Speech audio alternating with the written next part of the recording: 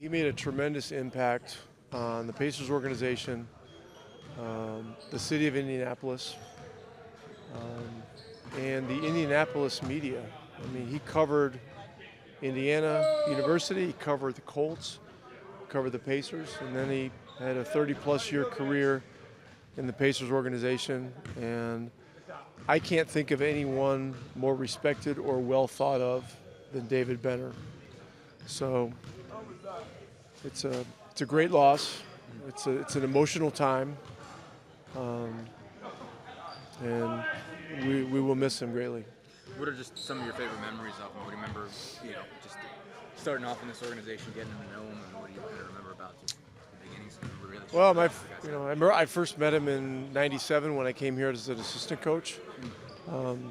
He was very welcoming. He had a great personality. He's very warm and humble.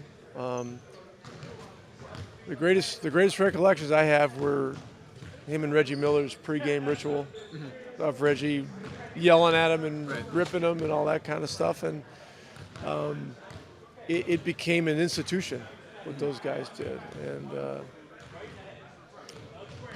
so, I mean, that's one obvious one. And look, he was with us through a lot of great times and some of the more challenging times. Whatever the situation, he was consistent and on point with how he did his job and how he supported you and supported the organization. He really showed you what being a good human, a good person on and off the court was. And what people have said is, he's a symbol of the organization. For all he meant for so many years. You think of the Pacers, a lot of people think of David Benner. I mean, yeah. Even in the Reggie days, the high days that we were good, and the days when we were bad, he stayed the same. He was always a cheerful, happy guy. But when you think about the Pacers and anything with media, your first thing that comes to your mind is David Benner. In your time in the league, you obviously know media is kind of part of the job, but what stands out about the way David Benner treated the players and also had the organization's best interests always at heart? Well, he's just a legend. When I first signed here, he reached out and made me feel like I had been part of the organization for 10 plus years. He's just one of those guys that leaves lasting impressions on people, and the way he treated every single player, every single person from top to bottom here was with class, and he's going to be really missed. It could be a tough job with so many different personalities on a team, and he managed all of that, and he always had the organization's best interests at heart. Yeah, I mean, he was a connector. He got along with just about everybody, and like you said, he always had the Pacers' interest at heart, and just a sad day for the organization, for Indianapolis, for Indiana.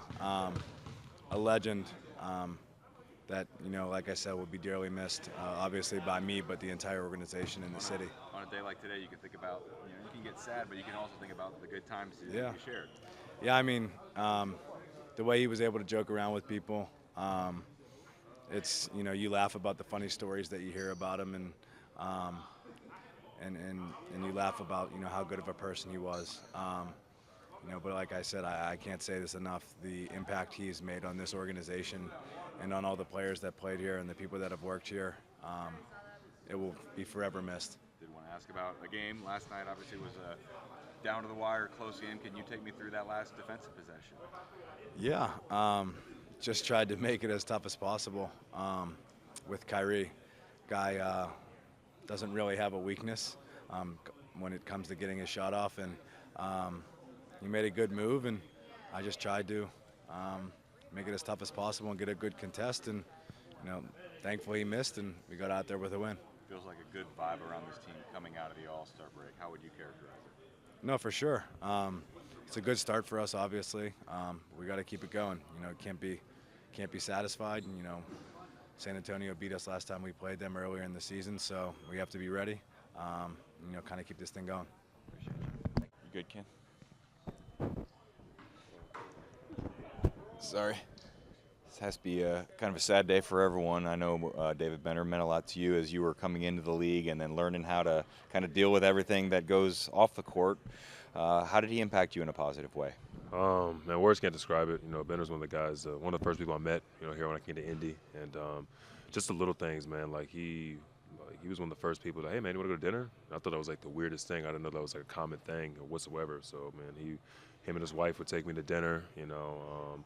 He was someone who really just spoke to me about the whole loyalty piece and just being a consummate professional. It's something that he embodied and something that he, you know, I think we really try to copy off of him as far as an organization, a team, of how he carried himself. And, you know, I think he's just, it's definitely a tough day. There are PR people that always want to kind of cultivate the message, but he wanted the players to be themselves a little bit and have their own voice. Would you agree with that? Definitely so, definitely so. Benner was someone who just definitely let you go out there and rock out. You know, he didn't really have, it was never a bad day with Benner. That's what I would say. He just always came in with a smile on his face. You know, he always changed the vibe a little bit. If I'm having a rough day, you just look at him and smile. I mean, this is the type of person he was.